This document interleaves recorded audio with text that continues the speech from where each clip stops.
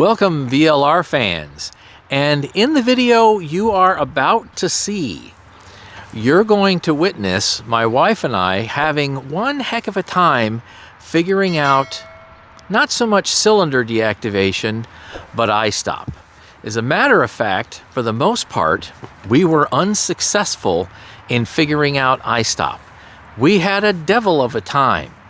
And what's so interesting is when we've had this for about 3 weeks now. So about 3 weeks ago, when my wife picked it up as a loaner, because her blue 2024 Preferred is in the shop, hopefully getting a transmission installed this week, that'd be nice. The I-Stop and cylinder deactivation worked perfectly, absolutely perfectly. This particular video shows the day after, when her and I take this vehicle for a significant drive up to one of our favorite restaurants, and nothing worked right with I-Stop. We couldn't get it to work.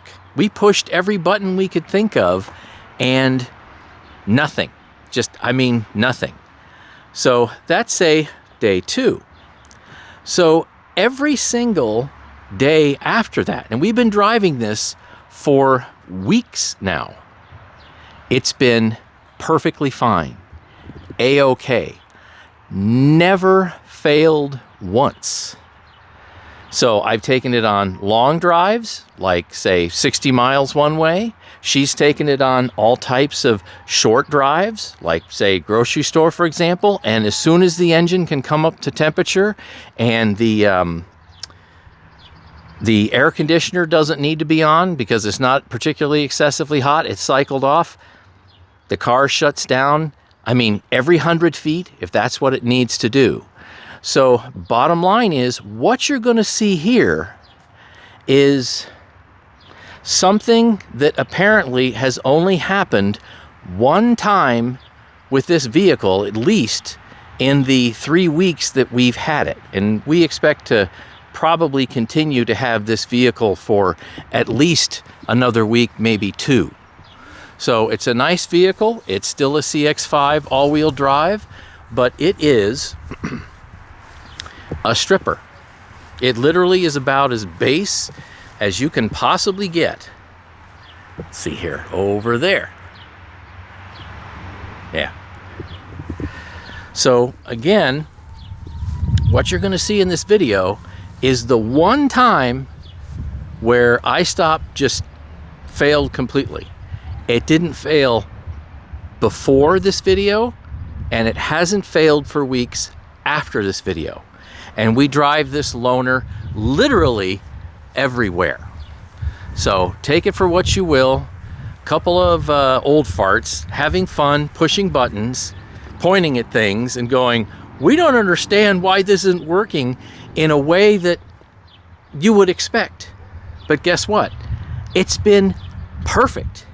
And in addition to that, right, for those people that have I-Stop, so far, I'm experiencing about a 2 to 2.5 mile per gallon increase compared to driving the exact same way, exact same speeds, compared to our regular Preferreds that don't have I-Stop or cylinder deactivation. Both our 2024s, we have a red one and a blue one, don't have that. And this one does. This has both. And you get about 2.5 more miles per gallon. And I'll say that's kind of nice. So far, I can peak almost, but not quite, on highway speeds, not ridiculously high highway speeds, normal highway speeds. I can peak with premium gas on this thing. We're talking 93 octane, one person in it, driving normally, not like a hooligan. I have experienced almost, but not quite, 36, like say 35.3, 35.4, that kind of thing, with normal average temperatures, fairly flat roads, not gunning it, that kind of thing. I bet you if you had perfect optimal conditions in premium gas, this might be able to get 36 on the highway. And that's far above what it's rated for. So those people who insist to, continue to use 87, that's what you want to use, that's fine. But go ahead and actually tell me what your highway mileage is under reasonable conditions with, like, say, one person in the car. So anyway, have fun watching this video, have a great laugh, and don't forget to leave a comment in the section below. Thanks for watching. Well, here we are again, VLR Reviews fans. So my wife's 2024 blue CX-5 Preferred is now in the shop, has been since a couple days ago, to get a new transmission.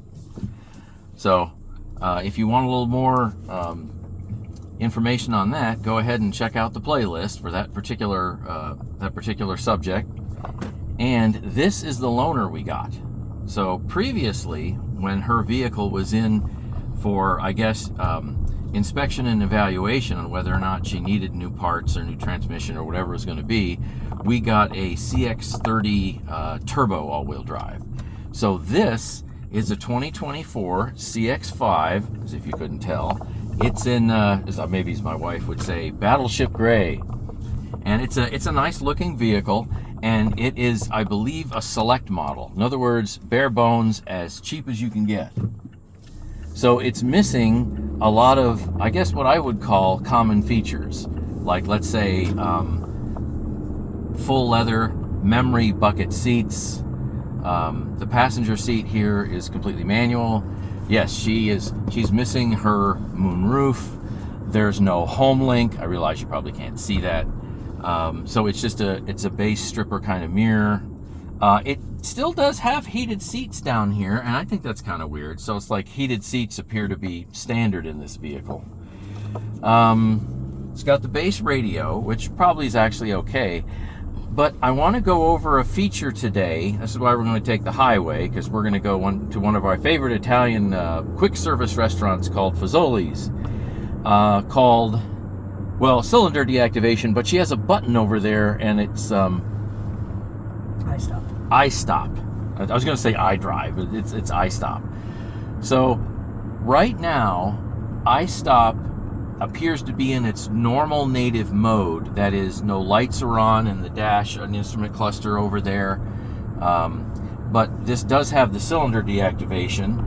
And for our two preferreds that we have a red one and a blue one. And they're just both preferred. So set up the same way. The only difference is just paint color. It does not have cylinder deactivation, and it does not have I-Stop. So let's go in here, and let's see, we go to, information, fuel efficiency monitor, and then here's your energy flow monitor. It's got two animated wheels turning, cylinder deactivation status. It says I-Stop. Here's something that says AC, and I assume that means air conditioning. I haven't taken any time to look this stuff up whatsoever. So if you have one of these and you've bothered to look in the manual and you have additional information, go ahead and bleep bloop that in the comment section below. Let's see, here's battery. Don't know what that means really. And then here's a symbol. I have no idea what it is. I have not the slightest idea what this symbol is. No clue.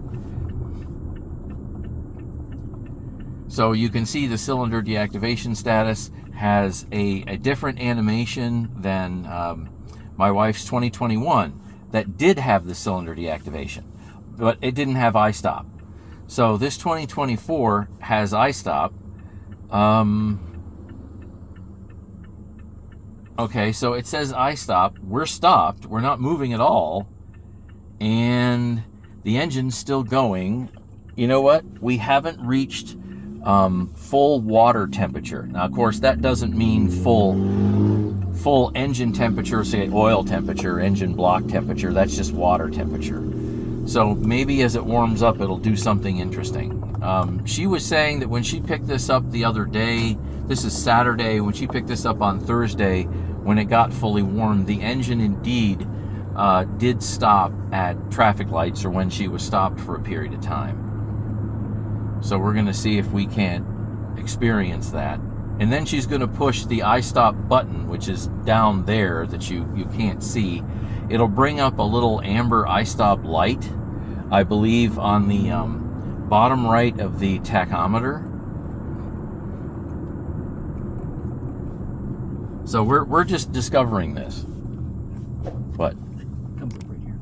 Oh, okay, all right. So not, well, near the bottom right of the tachometer down there. I thought it was maybe in the tachometer itself, you know, but it's in the cluster. So that would be probably closer to, like, say, bottom left of the speedometer, but outside of the speedometer ring. Minor detail.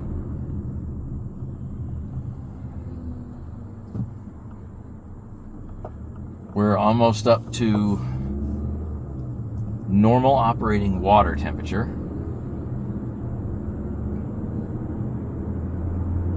It's about 79 degrees outside, according to the Mazda temperature gauge.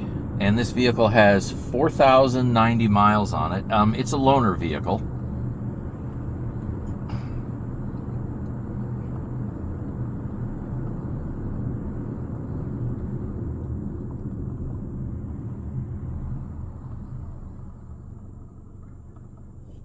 Let's see if it turns the engine off. No. Now, when I did a cursory look at this vehicle with the I-Stop and the cylinder deactivation, I saw on Mazda's website, and I'll have to put it here in the video, where it was rated at higher city and highway gas mileage than ones without I-Stop.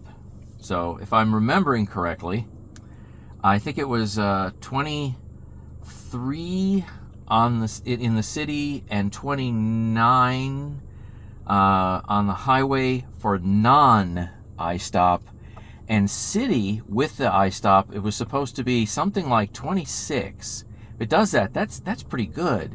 And 31 on the highway. Of course, maybe it's I-Stop and cylinder deactivation combined. So I was surprised to actually find that this vehicle had this feature with cylinder deactivation and I-Stop, because, you know, we got two preferreds, and I figured if any vehicle would have it, you know, like say non-turbos, that those would be the vehicles to have cylinder deactivation and I-Stop, but ours didn't. And of course the turbos don't. Not that I'm aware of for 24. My 2022 didn't have such a thing.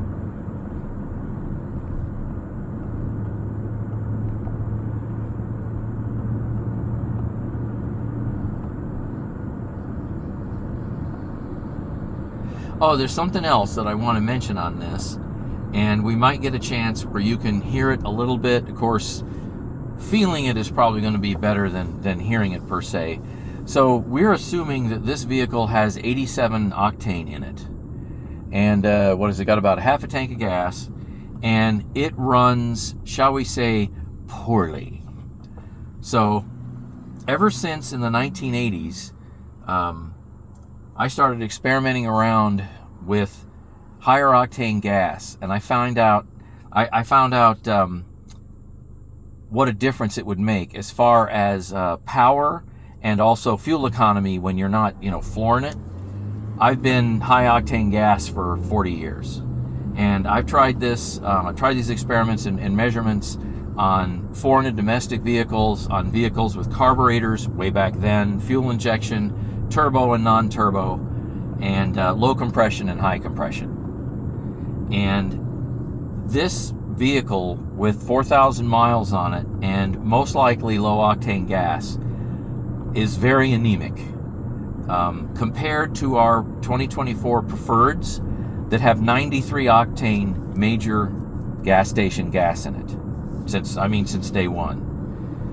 And if you have the higher octane gas, you definitely get more power. And when you're not stepping on it, you get higher gas mileage. And our preferreds, both of them so far, on the highway can get 33. And I mean on the highway for like an hour. So that's pretty good. and they have a nice little power bump. Now this thing, for the short period of time that I've been in it, she's been driving it, been in it longer than I have. I mean, it's like it's not a full 2.5 liter. To me, it feels like it's a 2 liter that's in here. It is dramatically much more anemic, and it also is louder. It has a more growly type of rough, gravelly sound, and compared to our preferreds, it's absolutely night and day. And I haven't had a chance to go and put premium, well, I've got the premium gas in there. I haven't had a chance to switch out to our Castrol Syntec that I normally do at the first oil change. I leave the factory oil in for a few thousand miles in a number of months. I use that as my like break-in oil, so to speak. And then what I do is I put in real high-end full synthetic oil, not a blend, with a higher-end synthetic grade fuel filter to go along with it. And let me tell you, it smooths out 4 cylinders like you wouldn't believe. Not that this engine is that rough. I mean, I've had non-counterbalanced 4-cylinder engines back 40 years ago. It made the whole car buzz. I mean, they were so bad. These are great engines, but I tell you, there's a few tweaks you can do to them if you want that will make them even smoother and quieter. One of them is higher octane gas. The other one is fully synthetic motor oil. Makes a big difference, especially if you spend any time in the car at all. And by the way, I noticed that this engine ran poorly, I mean, within just a few seconds of me stepping into this vehicle just the other day. So it wasn't like it took me a half an hour to figure something out. The difference was immediate. So let's see if we get a chance to get into the throttle a little bit. Maybe not. Traffic's heavy today.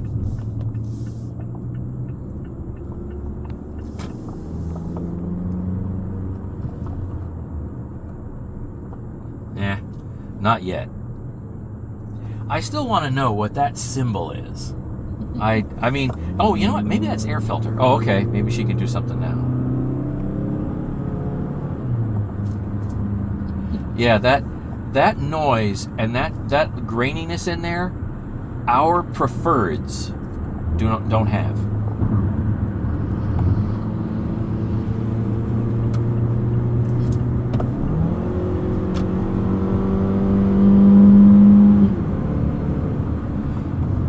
Okay, you might not have experienced it the same way that I just did, but when she redlined it just now, literally, I could feel the buzzing through my tennis shoes and my feet. And of course, the dash and whatnot. Now, it's not bad, okay? I don't want to give the impression that like the engine feels like it's going to fly apart, but that buzziness doesn't happen in our preferreds.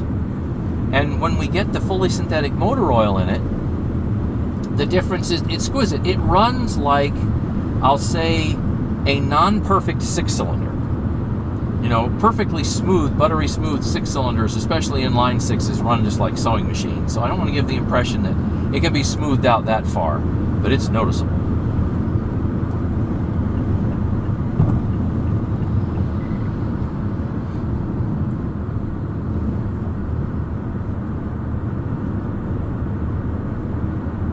So let's see, what happens if you push the I-Stop button now?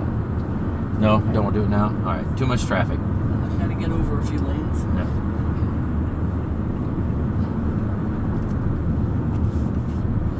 Push it. Yeah. Gotta figure out where it is. I don't know if you just have to pop it or you have to push it and hold it. I just wonder if the I-Stop will go away. I popped it, didn't do anything. Okay, so quick push didn't do anything. Push and hold. And the I-Stop is lit up on the dash now. Okay, so there's an I-Stop on the bottom left part of the dash, but nothing here changed as far as we can tell. Let me pop out of it and go back in, see if there's any kind of change. I know this is a lot of detail to go into just for I-Stop and cylinder deactivation, but hey, we got time. We're driving someplace. All right, nothing's changed here as far as I-Stop notifications, so can't tell. Huh. Okay, so go ahead and turn it back off, or maybe on again. See, at this point, we don't even know if having that little amber I-Stop show up in the instrument cluster means that it's on or it's off.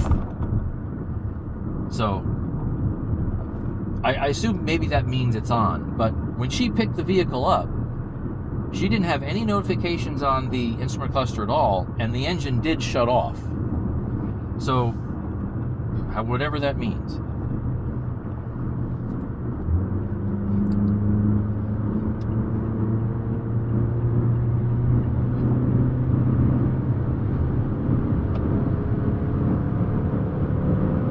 That's not floored, or that's... Oh, okay. That was to the click. That was to the click. Okay, all right. So that was everything. Past the clicking. Yeah, past the click. All right. So she hit the click. Yeah. Yeah. You want to get off here, Ellsberg.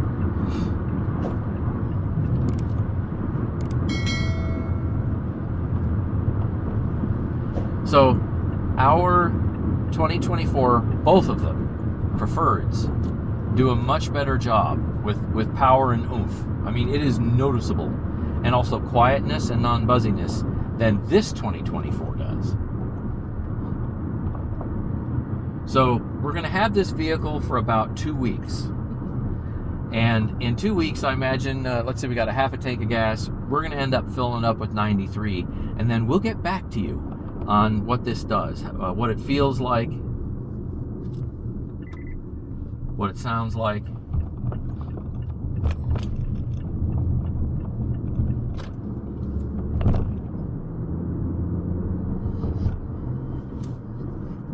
Okay, here coming up to a stop sign, a stoplight, and the I-Stop is in its default mode, I'll say. Okay, will it turn off?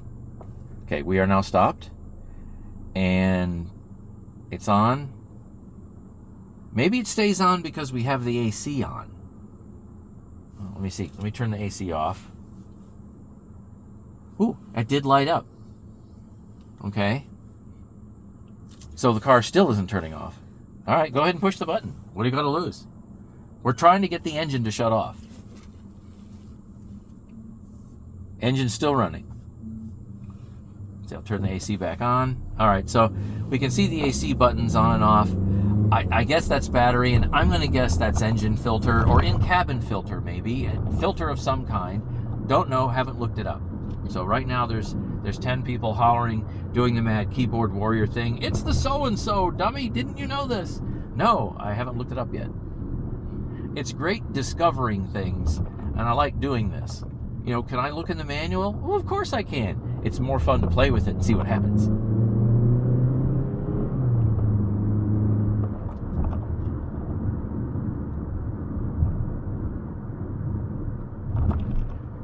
But now you can see the cylinder deactivation animation. I know. Woo.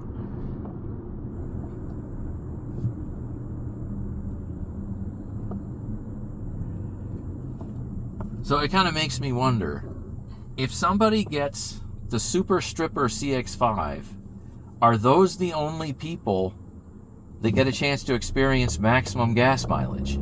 And are the people that spend more money and get like a preferred edition or a carbon edition or a turbo edition, you know, we don't care about a couple extra miles per gallon. The option might not even be there. I'm not sure how that works out.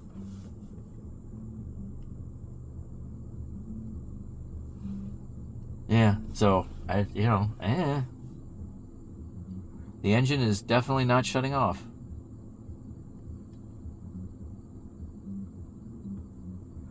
Dear, do you remember how long you had to be stopped before the engine shut off? Was it immediate, or was it like a minute in heavy traffic? Then it finally shut off.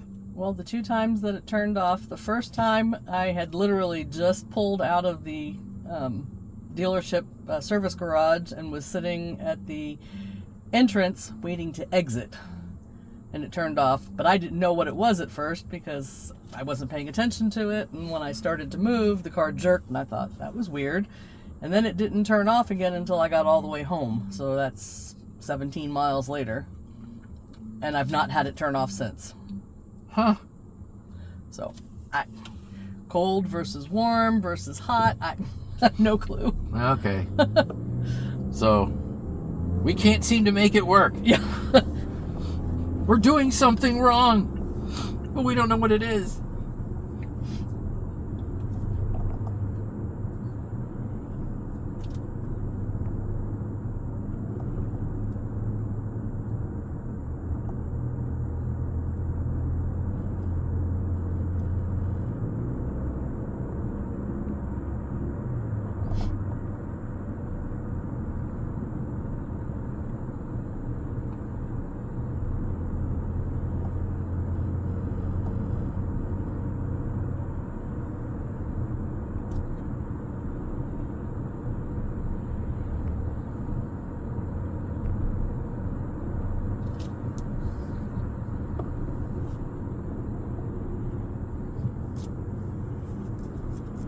Well, anyway, we're just about ready to hit Fazoli's here and get some nice pasta.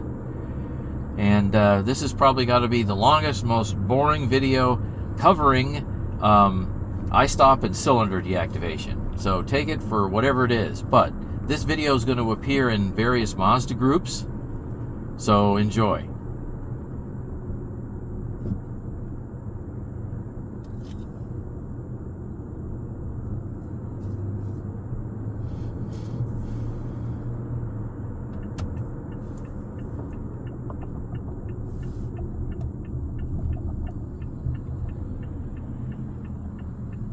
Maybe I should title this I-Stop Fail.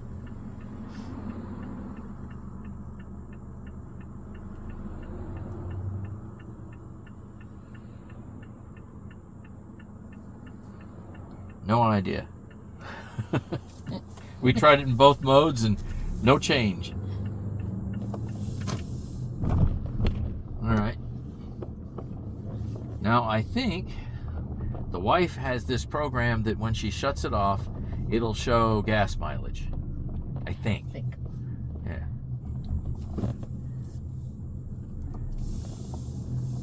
You can go and bring that up afterwards, by the way.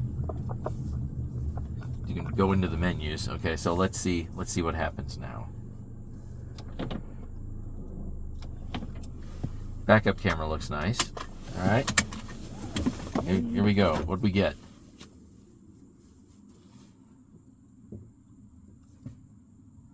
This drive, 23.7, and she's averaging 28.1. Well, that's not bad. All right, we're going to go have lunch. See you later.